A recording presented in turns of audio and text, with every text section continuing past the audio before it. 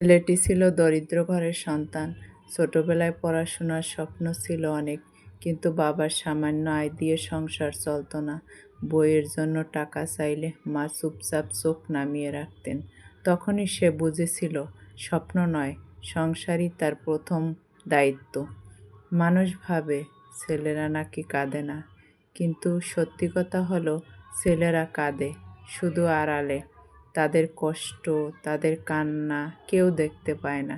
এই গল্পটা এমন এক ছেলের, যে নিজের সুখ ভুলে শুধু পরিবারের জন্য লড়াই করেছে। ছেলেটি ছিল দরিদ্র ঘরের সন্তান।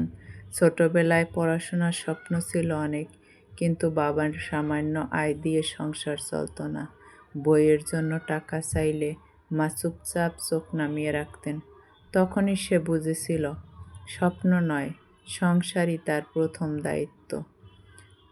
অল্প বয়সী শহরে কাজে নামতে হলো তাকে। সকাল থেকে রাত ঘাম ঝরাতো, পরিশ্রম করত, নিজের খিদে চেপে রেখে বাড়িতে টাকা পাঠাতো। ছোট ভাই বোনেরা পড়াশোনা চালিয়ে যেন যেতে পারে। বন্ধুরা যখন কলেজে ভর্তি হলো, নতুন জামা পরে ঘুরতে গেল, তখন সে পুরনো কাপড় পরে ইটের ভাটায় দাঁড়িয়েছিল। বুকের ভেতরটা হাহাকার করলেও মুখে হাসি রাখত, কারণ সে জানত তার না খাওয়ার মধ্যেই তার পরিবারের খাওয়ার ব্যবস্থা লুকিয়ে আছে। মা প্রায়ই বলতো, বাবা তুই তো সংসারের হাল ধরেছিস, নিজের কথাটাও ভাব।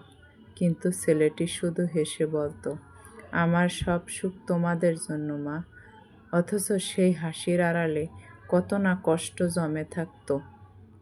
রাতে সবাই ঘুমালে সে চুপচাপ কাঁদত। স্বপ্ন ছিল পড়াশোনা করে বড় হবে, কিন্তু দায়িত্ব তাকে খুব তাড়াতাড়ি বড় করে দিয়েছে। তার নিজের স্বপ্নগুলো নষ্ট হলেও ভাই বোনের হাসি দেখে বুক ভরে যেত। আজও সেই ছেলেটা লড়ছে সংসারের জন্য। হয়তো তার নিজের কোনো স্বপ্ন পূরণ হয়নি, কিন্তু পরিবারের স্বপ্ন পূরণে সে হয়ে গেছে এক নীরব নায়ক। আসসালামু আলাইকুম, সবাই কেমন আছেন? আশা করি অনেক বেশি ভালো আছেন। আসলে এতক্ষণ যার গল্প আপনাদের কাছে শেয়ার করেছিলাম, ও আমাদের সাথেই পড়তো।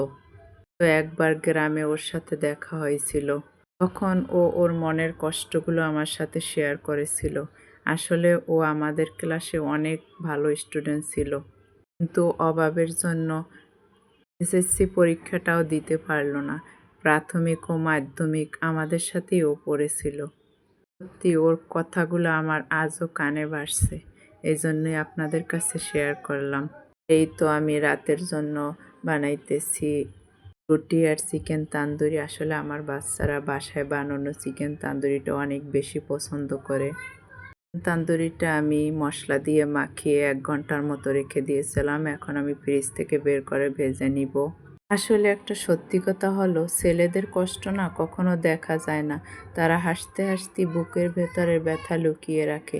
তাই একটা ছেলের নীরব কান্নাকেও গুরুত্ব দিন, কারণ সেই কান্নার পেছনেই লুকিয়ে থাকে পরিবারের হাসি।